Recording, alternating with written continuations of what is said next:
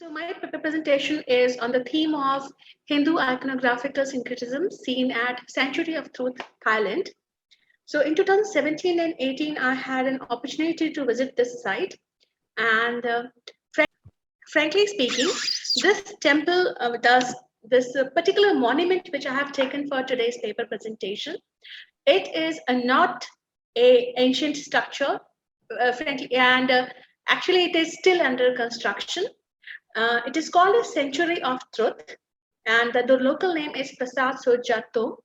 And basically, it is supposed to be a Buddhist structure because in the main sanctum, there is a Buddhist relic, and it it is located at a very scenic location on a beach, almost on the tip of the Bay of Bengal. And it is an ongoing project, which was the idea of a Thai businessman who started this particular construction in 1981, and almost 40 years on, it is still going on, and it is supposed to be finished in 2050. And it is a complete structure of all teak wood, and at present its height is 105 meters. So, and the structure, the elevation plan of this particular structure is like a boat, multifaceted boat, and it has been surrounded from the exterior and the interior, from the top to the bottom, with beautiful, amazing high relief carvings representing Theravada Buddhism, Mahayana, Vajrayana Buddhism, as well as Hindu and Khmer themes. And I have taken this topic, I have taken this particular site because I was really amazed by the variety, by the imagination the artist could bring up in this particular architectural project. And I will be just sharing some of the images with you. Now, this is the location. As you can see, this is the Bay of Bengal, and this red mark shows the location of this particular sanctuary. It's called a sanctuary because that is how it has been titled, but basically it is a temple plus museum. And this is the spread of Bay of Bengal, and here we have this one of the extended part of the landmass. On the tip of it is the particular temple. The ground plan of this temple is in a cruciform or a cross kind of pattern. Each four sides serve as a navel or as an extended corridor with beautiful carved pillars, and they meet in the center where they have a beautiful core structure, a octagonal kind of structure, which has a Buddhist relic at present inside it. And the structure is influenced by the Khmer tradition, as well as Hinduism, Theravada, Mahayana Buddhism, and all these things have been beautifully blended together. And the interior as well as the exterior walls represent beautiful mythological sceneries and religious sceneries from Cambodia, China, India, and Thailand, and provide a very interesting syncretism of various Asian artistic as well as religious traditions. Now, this is an image I have taken, so you can get the idea that this is the central navel part, and this is the four sections which meet in the center, and each side has beautiful sections covered completely with different themes of iconography. And this is, I have taken the spire of the temple. On the top of it, in all other sections, we have different images of Nagas, Nagarajas, or serpent gods in all the directions. And on the top of it, there is a horse rider, which has been identified as Kalaki, that is the 10th future avatar of Vishnu, and who is also identified in the tradition of Thai religion as Phra Sri Aranya Mitra. So this is interesting combination or interesting overlapping of Hinduism and Buddhism there. And this, according to the local traditions, Phra Sri Aranya Mitra was the last bodhisattva who achieved enlightenment in the world and became the fifth Buddha in the Bhadra era, that is the present era. And this notion of avatara or this notion of incarnation also has been applied when he identified this particular sculpture as Lord Kalki. As I was telling you that 4 sections are there. In the 4 sections, the Western Hall and the Eastern Hall, they have the iconographies related to Hindu tradition, and Brahma, Vishnu, and Shiva, all the three are quite popular in the representations seen in this particular structure. And I think before me, Vijay sir also just had told that Shiva in this particular format, in this particular region, is usually shown in a very benign and mild form. So same representation can be seen in this particular example. Now, starting from the entrance point, uh, while going down towards this particular monument, there is a beautiful wooden torana. It is still being carved on. It's not finally finished yet. So here in two sides, in two panels, in the lower panel, we have the usual decoration motif with the yali sprouting the foliage out of his mouth, and musicians, and Trimurti in the center. So the Shiva happens to be in the center with Brahma and Vishnu on the either sides. And on the upper side panel, which is represented inside a triangular motif headed with a Kirti Mukha, which shows the scene of the battle between Ram and Ravana. Now, this is the temple I was talking about. So this is the view from the western side entrance. And you can see the spires and the boat-shaped pattern, each tip of the boat headed by or topped by the Naga figures in different imaginary designs. And on the one end of it, there is an image of three-headed Brahma.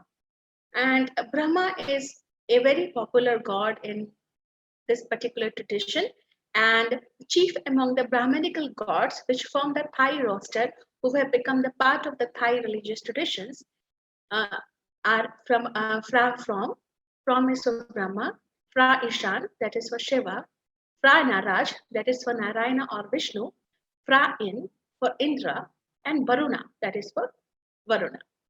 So Brahma and Indra, as we know, especially Indra, he has been common in all the three religious traditions in India, Jainism, Buddhism, as well as Hinduism. So same thing has been adapted here also. Brahma as well as Indra, they are represented in Hindu context also, as well as in Buddhist context also in this particular structure. Now, this is the eastern entrance, just giving you a look of this Brahma's head and these huge toranas. And from here, you will get an exact idea of the pattern of the boat shape context or the plan of the structure, each edge headed by the Nagaraja. And in this, as I told you, this structure is still not covered, not finished completely. So you can see that this is still under polishing, has not been done yet. But you can see that this is one of the northern entrance leading towards the northern section of this particular temple. It has on the either sides of this particular Torana, the Torana is headed by Shiva and Parvati. On one side, you have Vishnu and Lakshmi seated over Garuda, and another side you have Shiva and Parvati with their respective vahanas of the bull and the tiger. And the Garuda here is a very powerful motif. As you know, that Garuda has become it's a national emblem of Thailand. And here we have, not national emblem, royal emblem of Thailand, Thai royal family. And Garuda is represented both in zoanthropomorphic form, zoomorphic form, as well as anthropomorphic form. So in this particular case, he is represented in completely human form. And on the back side, I will be showing you that picture, similar kind of pattern again. The same idea where the Garuda is carrying Vishnu and Lakshmi over his shoulders has been represented. All other bracket figures in every small space has been carved with the regular motifs like Makaras, Apsara, Gandharvas, Kinnaras, Hamsa, and foliage and fallen patterns. Now coming to the inside part in the eastern hall, there are huge wall carvings almost of a life-size scale. So this particular one represents the form of Durga known as the Mahishasur Mardini, and it has, especially the Mahisha, the pattern of Mahisha, the form of Mahisha is very much similar to what we see in Ellora as well as in Mahabalipuram.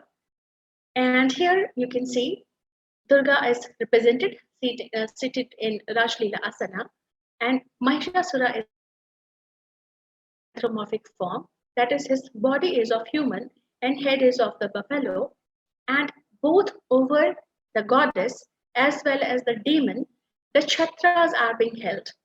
And on the top section, the three murtis are represented who are watching this battle raging on. So this is a very beautiful carving. The next one, which is there, is the again related to uh, a very popular mythological theme seen in India. That is the Raman Anugraha Mukti, in which Shiva and Parvati are represented residing in their abode, that is Kailasha, and the lower part shows Ravan trying to pick it up so that he can move it to Lanka. So this story again, it has been very popular and it has been represented in Ellora as well as Elephanta. So this particular scene is also represented in very beautiful carving pattern. Another scene which is there is, it's a combination of two features, two iconographical details here. So this particular section relates to Vishnu, and in this particular panel, two forms of Vishnu are represented. In the lower part of the panel, Vishnu as is represented as Anantashai, or uh, reclining Vishnu, supporting his body over the Ananta or Adi Shesha. But the way he has been represented is very different. Usually, the coil of Adi Shesha or Ananta will be completely supporting his body, and the hood will be over his head. But in this case, you can see the coil is just represented in turns and in recoils, and the whole solid body is not represented, what we have seen in previous examples. And it is just as if he's hanging in air, because the coils are not that dominant as you see in other usual iconographical depictions of this particular theme. But the hood is clear over the head of the god.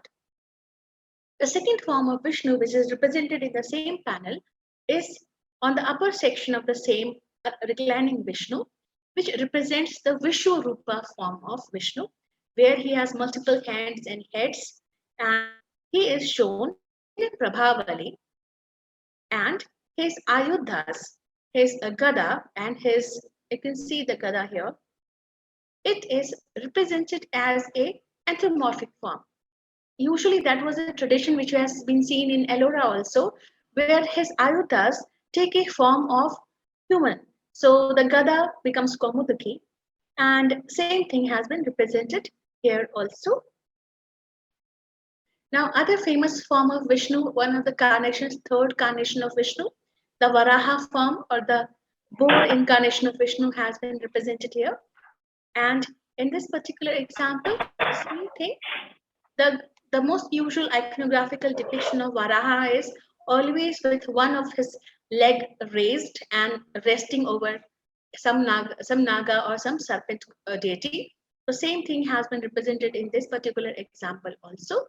One thing which has to be noticed is his turban or his kirita or his crown, which is kind of a local Thai tradition, I think, which has influenced it. It is a circular conical cap kind of thing worn by the deity. And the goddess Bhudevi, a form of Lakshmi, who is being rescued by the Varaha, is being held by Varaha in his arms. Usual tradition which we see is, especially from Udaygiri in Madhya Pradesh from Gupta period, the Varaha will be carrying Bhudevi on his tusk or on his snout. By the presence of, or by the depiction of, the serpent deities. So here also you can see that along with the waves of water, we have serpent deities, male and female, with the hoods over their head and the body represented in the lower part of the body represented in very beautifully and elegantly carved coils. So this is one representation of Varaha form of Vishnu. On the top section, on the upper section, four popular deities of Hindu tradition are represented. So we have, starting from the left hand side, we have Kartikeya seated on the peacock. Here we have Indra seated on his Vahana, the elephant Airavat. Then we have Brahma seated over. Okay, so I was discussing this one, I think, before I became mute. And this is particular image which is inside, which represents one of the popular avatars of Vishnu, the incarnations of Vishnu, the third incarnation of Vishnu as Varaha or the boat. It's a very common theme, a very popular theme in Indian context, starting from the Gupta period. And it has been seen in the Gupta related sites like Udaygiri, and then in Pallava period of Mahabalipuram. And in this particular scene, the Varaha has been represented in his usual iconographic representation with a 1 feet raised, little bit higher, usually resting upon one of the serpent gods or serpent deities. And here the Bhudevi has been represented uh, sitting on, resting on his arms. And the interesting thing which is here is the crown which is there on the head of this particular avatara. The crown is a circular conical cap, which is maybe a local influence because none of the other deities uh, in this sequence have been represented with this kind of crown. And on the upper section of this particular panel, we have four other deities represented who are watching this miracle, who are witnessing this miracle. So we have Kartikeya or Skanda seated on his peacock, his Vahana. We have Indra seated over elephant, his Vahana. Brahma seated over a lotus supported by a row of Hamsas, and Shiva and Parvati seated over the bull.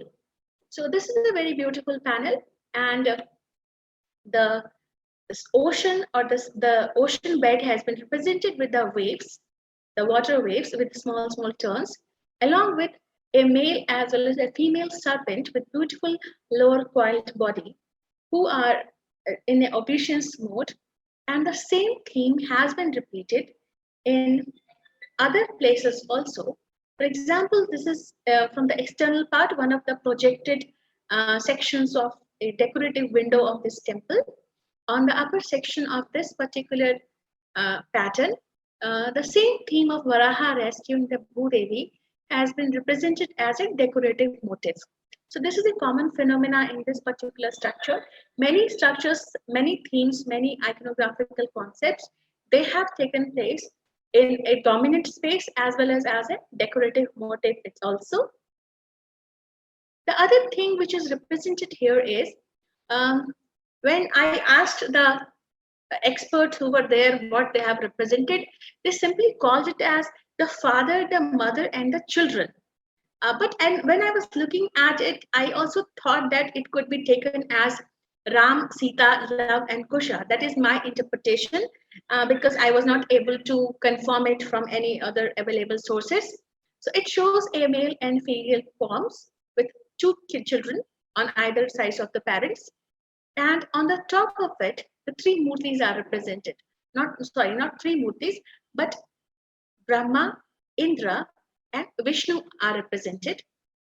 Here you can see Vishnu seated over the shoulder of Garuda, and it is Shiva, but he's Shiva, you can see the Trishul, but he's seated over the elephant. And then you have Brahma, as usual, seated over the lotus. So this is one beautiful representation. They called it as father and mother and the importance of parents in the cosmic system. But I thought that looking at the pattern, looking at the iconographical features, so showing so many other human figures and a forest area, maybe it represents the Ram Sita story. That is my idea. The other scene which represents is the story of, again, episode taken from the Ramayana, in which a furious battle between Bali and Sugriv has been represented. Now, coming to one of the very famous deities in Indian context and which has taken a prominent space in this particular temple also is the presence of Ganpati. So Ganpati or Ganesha, he has been represented in this particular temple in almost every space, in as a bracket figure, as a figure in ceilings, on the pillars, and he is also accepted in the Buddhist context also as a protector or as well as a guardian deity. And in this particular example, which I have shown, you can see in the lower part that Shiva and Parvati are represented seated within a huge uh, collection of lotus flowers and leaves.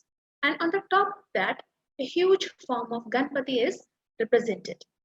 This Ganpati, he is represented in different forms, this particular deity, in different sizes and scales, and he covers almost different parts of the temple. And it has been used in context of Hindu deities as well as with the Buddhist deities also in the monument. Now, this is one of the examples which is from the one of the corridors of the temple, in which it is an unfinished structure. They are still working on it, in which the Garuda is represented and the Vishnu is seated over him. So, as you can see, the chakra and the couch, the shankha is very clearly visible. He is seated in the Rajalila asana, and influence or the Thai influence over the representation of the Garuda. Now, from the exterior part, if we look on the top of one of the sides, one of the entry points, the scene of Mahishasuramardani or Durga killing the Asura has been represented. And I'm sorry, I could not get a better view of this particular image. And here, a furious battle is raging on. The Asura is holding his shield and his khadga, and the goddess Durga is putting her trishul inside digging in the chest of the demon. And the lion is shown crouching under the goddess. So this is one of the decorative motifs shown on the one of the ceilings of this particular structure. Now, other figures which we see outside in the carving parts is, as I told you, the famous traditions. We have Vishnu and Lakshmi mounted over Garuda. Here you can see, again, these things are not finished yet. And then you have Krishna relief, image of Krishna as one of the decorative motifs on the exterior wall of this particular temple. Then another interesting thing which we notice here is something which we see in Indian temples on South India also. Sometimes in the temples on the ceilings, Ashtadikpalas will be represented, and sometimes they also represent the zodiac signs. So in this particular example, the 12 zodiac symbols have been represented. Again, a context which is very popular in Indian iconography also. So I have taken some examples in Indian context just to have a comparison.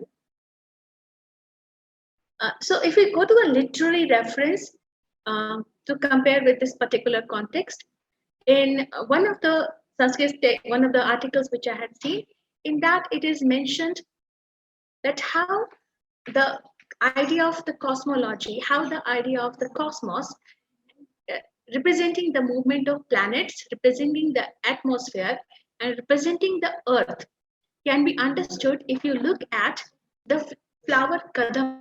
So I have just put the flower kadamba also. So how the idea is the circle, how everything is in a cyclic and a circular motion. And it says that in the shloka, it simply says that earth is compared with the kadamba flower, that how the kadamba flower is a solid flower in the center, surrounded by a lot of pollen kind of things outside, soft things on the outside. The same thing is represented here.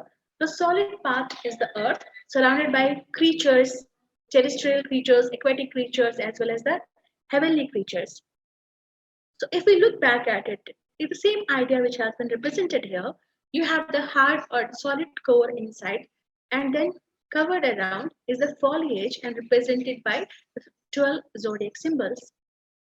This idea, if we look at in a more ancient context, so this is one particular example. Again, I have given the reference for this particular photograph. It is the Egyptian zodiac symbol from the ceiling of the temple of Hathora from late Hellenistic period of 100th century AD, which again shows the complete globe or the earth.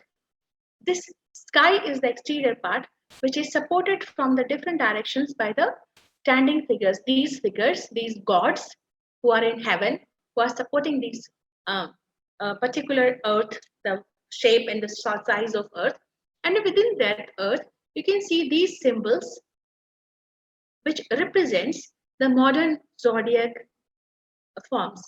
Some of these figures cannot be identified because with the passage of time, many symbols have lost their meaning or they have been rechanged into something else. Now, this is another example from Indian context. This is a Saur Pita or Rashi Pita, which I have seen in various museums. This particular photograph which I have taken, it is courtesy Chhatrapati Shivaji Maharaj Vastu Sangrahalaya, Bombay or Mumbai. But similar kind of Rashi Pita I have seen in um, Hyderabad Hyderabad Museum of State Archaeology Department, as well as in one of the places I think in Chennai also, Madras also.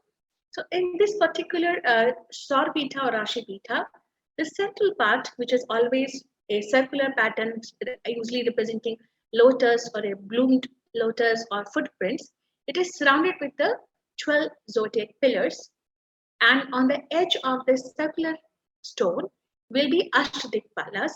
So this is a particular context which I wanted to show the cyclic movement of zodiacs and how the same thing has been represented by the artist in this Century of Truth temple. Now, as I was telling you that this is a cross pattern temple, this is one of the corridors leading to the central core. This is the central core behind in the center, this one. And you can see the four sides meeting in that particular point.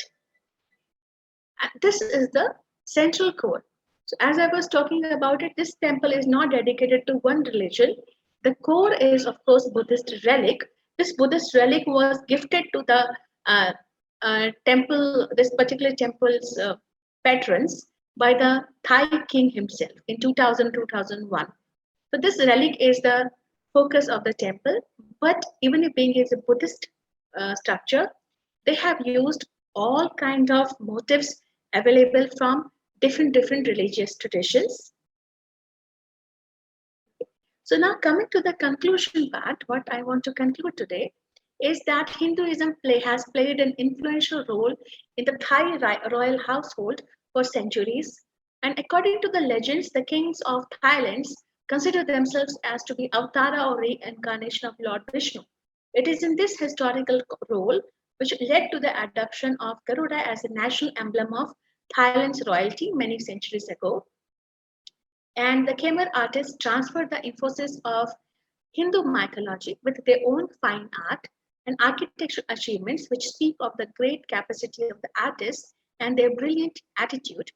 And we can see in this particular example the domination of Theravada Buddhism, which serves as the base of the religious art in Thailand, but it is not independent of Hindu influence. The influence of Hindu tradition is highly visible not only in this particular example, but it shows a tendency in the multi-stratified coexistence of Buddhism, Hinduism, and indigenous beliefs in the country. So with